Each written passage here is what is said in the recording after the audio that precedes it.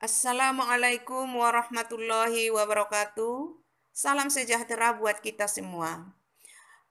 Anak-anak ibu semua yang berada di rumah, semoga kita masih diberikan kesehatan, kekuatan, semangat, dan pantang menyerah. Dan jangan lupa menjaga kesehatan diri sendiri dan juga kebersihan lingkungan agar kita selalu sehat selalu. Oke anak ibu, sebelum kita melanjutkan pertemuan keempat, mari kita berdoa sesuai dengan kepercayaan kita masing-masing. Berdoa mulai.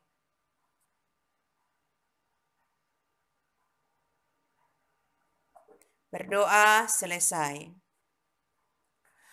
Oke anak ibu semua yang berada di rumah, tentu materi kita pada hari yang lewat, pada minggu yang lewat, kalian sudah paham bukan?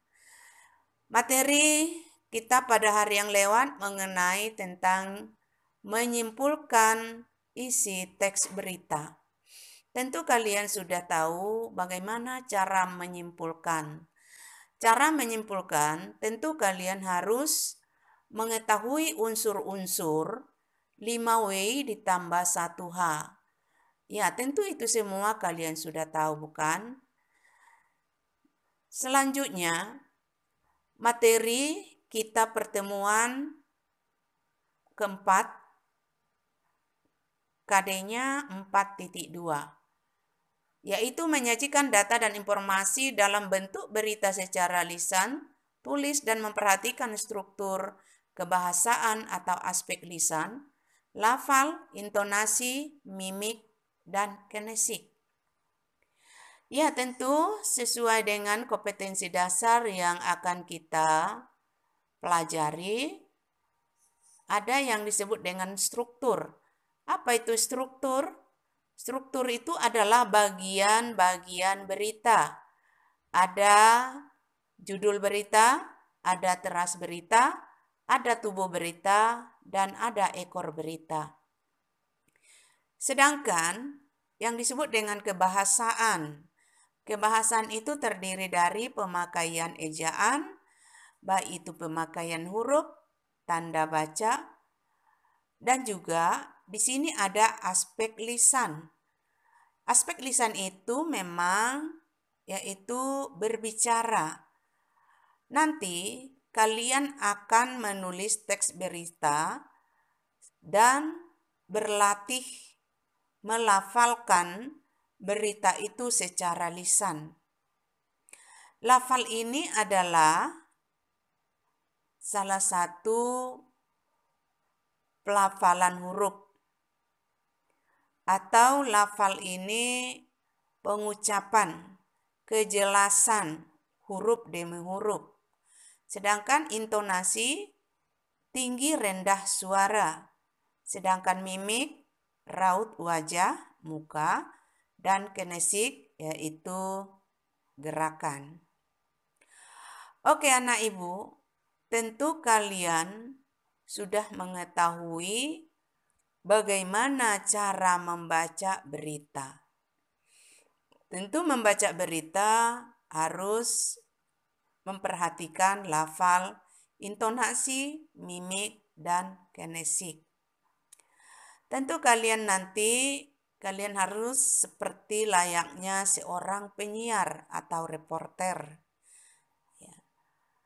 Adapun indikator pencapaian yang akan kita bahas yaitu memahami langkah-langkah menyusun teks berita berdasarkan data atau gagasan yang ditemukan dari teks berita. 4.2 memahami langkah penyuntingan teks berita. Oke anak ibu, di sini ada kata penyuntingan. Apa itu penyuntingan? Ya tentu memperhatikan, mengamati kesalahan-kesalahan baik pemakaian ejaan, huruf yang ada di dalam teks berita ataupun tentang struktur teks berita. Oke anak ibu,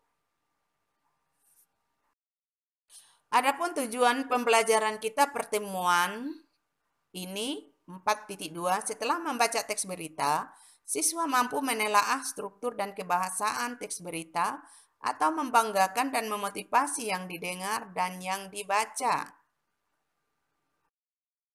Adapun struktur dan kebahasaan teks berita sebagai berikut.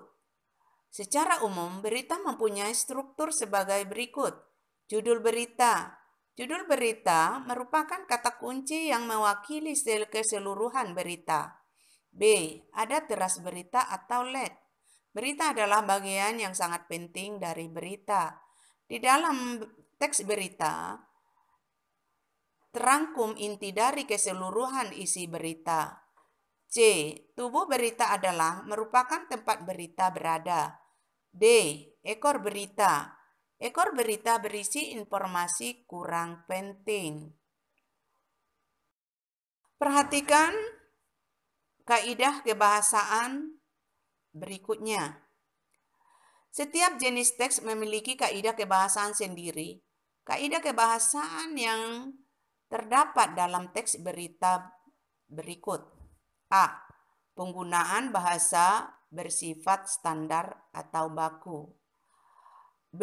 Penggunaan kalimat langsung sebagai variasi dari kalimat tidak langsung. Kalimat langsung ditandai oleh dua tanda petik pembuka dan tanda petik penutup, disertai dengan keterangan penyertanya. Contoh, dalam radius 2 km dari kawasan Gunung Slamet, paparnya, masyarakat wisatawan dan pendaki tidak diperbolehkan mendaki dan beraktivitas. C. Penggunaan konjungsi bahwa. Fungsi sebagai penerang kata. Contoh, data di BNPN menyebutkan bahwa lebih dari 10.000 hektar hutan dan lahan di Riau. D. Penggunaan keterangan waktu dan tempat sebagai konsekuensi dari perlunya kelengkapan suatu berita yang mencakup unsur kapan dan di mana. Oke anak ibu, mengenai tentang kebahasaan teks berita ini tentu sering kita temui baik di media cetak. Mengenai tentang bersifat standar kata baku, ya tentu bahasa berita harus memakai kata baku. Ada harus memakai kata baku, ada juga kata-kata yang tidak baku. Oke, apa itu kata baku? Kata baku adalah kata-kata resmi. Kata-kata dan juga kata non baku. Contoh, misalnya kata Senin. Kata tidak baku adalah Senin dan lain-lain sebagainya. Di sini ada penggunaan kalimat langsung. Kalimat langsung memakai tanda petik pembuka dan penutup. Ada juga yang disebut namanya kalimat tidak langsung. Kalimat tidak langsung merupakan suatu kalimat berita tanpa dibubuhi tanda petik pembuka dan penutup. Di sini ada pemakaian konjungsi bahwa. Ini adalah merupakan suatu penerang kata. Ada kata bahwa, ada tetapi, ada tatkala. Di sini ada keterangan waktu. Keterangan waktu ini sering kita temui di teks berita. Misalnya, saat ini, hari itu, ketika, dan lain-lain sebagainya.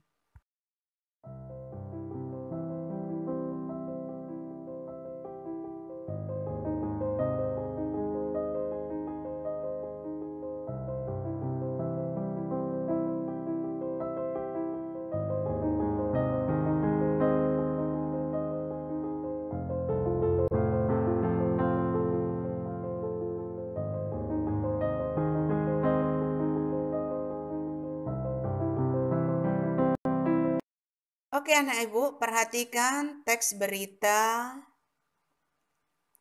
ini. Kalian pahami teks berita ini dengan baik dan baca sampai selesai. Tentu kalian harus memperhatikan bagian-bagian berita.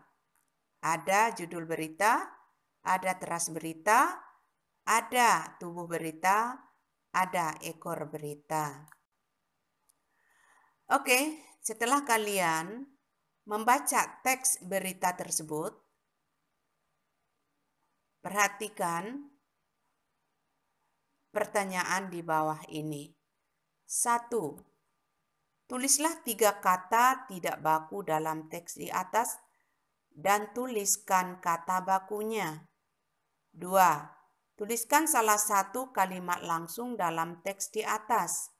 3. Tuliskan penggunaan konjungsi yang ada dalam teks di atas. Tulis di buku latihanmu, kirim ke melalui Classroom. Oke anak ibu, sampai di sini dulu materi kita. Semoga anakku semua selalu tetap sehat selalu, dan materi berikutnya kita lanjutkan pada pertemuan kelima. Saya sudahi dengan wabillahi taufik wal hidayah. Wassalamualaikum warahmatullahi wabarakatuh.